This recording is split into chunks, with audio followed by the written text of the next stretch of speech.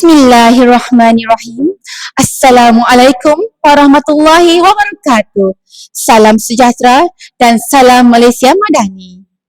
Tun Dr. Mahathir pernah berkata, manusia yang lemah sekalipun, jika bersatu padu, pasti akan dapat menggoncang dunia. Demikianlah kesannya perpaduan. Justeru berdirinya saya di sini ingin menyampaikan pidato yang bertajuk Rukun Negara Menyatukan Rakyat Demi Kejayaan Bersama.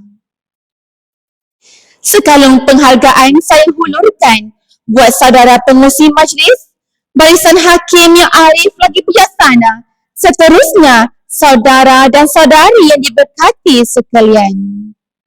Secara umumnya, rukun negara adalah ideologi kebangsaan Malaysia.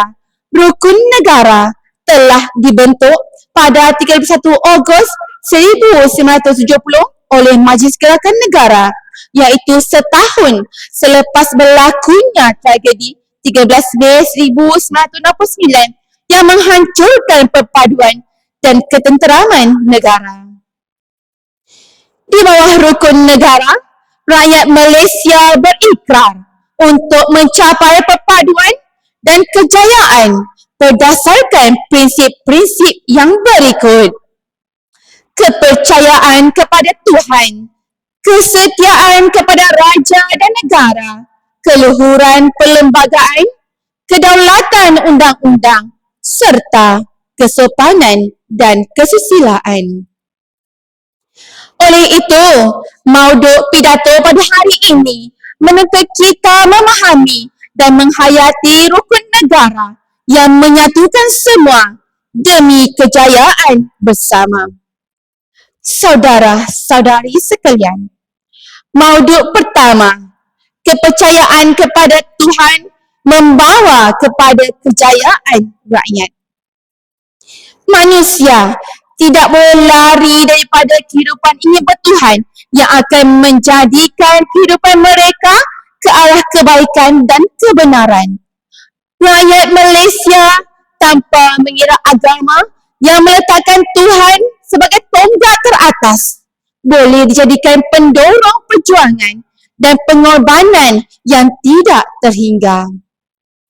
Lihat saja ketika etik negara mencapai kemenangan di pesada dunia. Tanpa mengira agama apapun, perkara pertama yang diucapkan sudah tentulah penghargaan dan kesyukuran kepada Tuhan. Selain itu, kepercayaan kepada Tuhan juga boleh dijadikan pendorong untuk mencipta kejayaan yang luar biasa. Saudara dan saudari yang budiman, mauduk kedua, rukun negara menyatukan rakyat melalui perlembagaan. Perpaduan yang utuh amat bergantung kepada persefahaman dalam kehidupan seharian. Namun begitu, negara kita yang berbilang kaum menyebabkan wujud perbezaan dari segi bahasa, nilai dan kepentingan. Di bawah keluhuran perlembagaan, rakyat perlu menerima, mematuhi dan mempertahankan keluhuran atau kemuliaan perlembagaan negara sebagai sumber perundangan yang tertinggi. Penetapan bahasa Melayu sebagai bahasa kebangsaan dalam perlembagaan telah berjaya menyatu padukan semua kaum di Malaysia dengan menggalakkan semua urusan dalam bahasa Melayu, baik di pejabat kerajaan maupun jual beli di pasar. Kesannya, keutuhan berinteraksi dalam bahasa yang sama dapat mengelakkan prasangka antara satu sama lain dan seterusnya mewujudkan perpaduan dalam kehidupan masyarakat. Jelas, bahasa kebangsaan berjaya menyatukan rakyat Malaysia. Saudara-saudari pendengar Bestari, mauduk ketiga, cabaran dalam menjiwai rukun negara. Kita sememangnya boleh mendabik dada mengatakan bahawa kita telah tahu semua prinsip rukun negara. Namun, adakah benar kita memahaminya? Sejujurnya, kita tidak dapat menafikan bahawa penghayatan rakyat terhadap rukun negara masih lagi dangkal, apatah lagi untuk mengutamakannya. Contohnya, masih lagi terdapat segelintir masyarakat yang tidak menjaga nama baik negara sehingga memburukkan institusi beraja. Dan ada juga yang enggan menggunakan bahasa Melayu dalam urusan rasmi kerana menganggapnya bahasa kekampungan. Masalah inilah yang menjadi cabaran yang perlu segera diatasi supaya tidak menjadi barah dalam masyarakat. Seterusnya, menghancurkan perpaduan yang cuba kita bina ini. Masalah ini, jika dibiarkan melarat, mengancam perpaduan yang telah kita bina.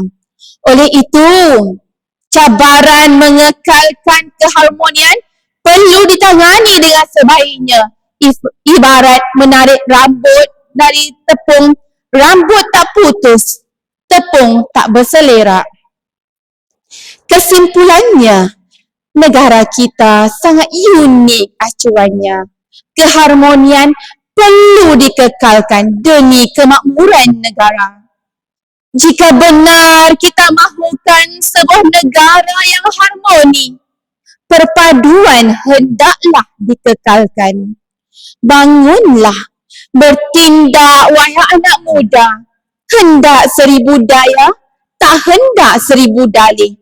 Agar perpaduan yang utuh terus menjadi nadi penggerak dalam mengekalkan keharmonian bangsa yang erat. Kerana saya yakin dan percaya rukun negara menyatukan rakyat demi kejayaan bersama. Sekian, terima kasih.